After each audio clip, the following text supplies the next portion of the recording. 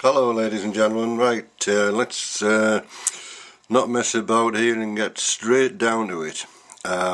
If you recall my earlier video, which I think I entitled Can't Video My Community Council Meeting or something like that, this is the follow-up.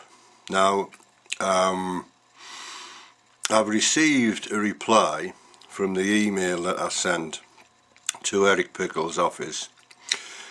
I'm going to read you the email almost verbatim, with the exceptions of I'm redacting my name, I'm redacting the name of the person from the DCLG, and I'm also redacting in this voice the email links because they're too long to read out. But I will be posting the email in its redacted form as just outlined prior in the YouTube video description, so if anybody wants to go and click the links to further read up on it, then they have the opportunity to do so. Right, so let's start with reading this response that I received today. Dear Mr.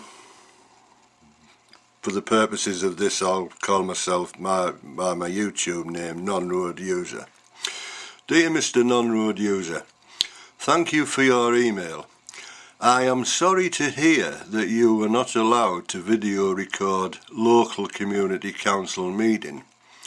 The government has introduced greater openness and transparency to the meetings of councils through the openness of Local Government Bodies Regulations 2014, which came into force in August 2014.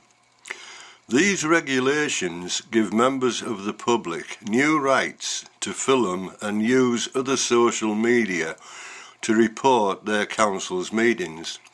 A copy of the regulations can be obtained from this link, blah blah blah. Right. You can also obtain more practical information on these regulations from the Plain English Guide, Open and Accountable Local Government, that was published on the government website. A copy of the guide can be found at this web link again. I hope this is helpful. Kind regards. I've redacted the name DCLG. Okay, now from that, ladies and gentlemen, I am taking it that I was in fact within my rights to video record that local community council meeting last Monday. Those of you who've seen the other video will recall that I was approached outside of the meeting hall by this gentleman, and he said to me that I hadn't read it or something like that. Anyway, watch the other video and you get the full picture of what went on. Now, given this email response that I've received today that I've just read out, it is my intention to go along to the next community council meeting, and as I've already read in this documentation, apparently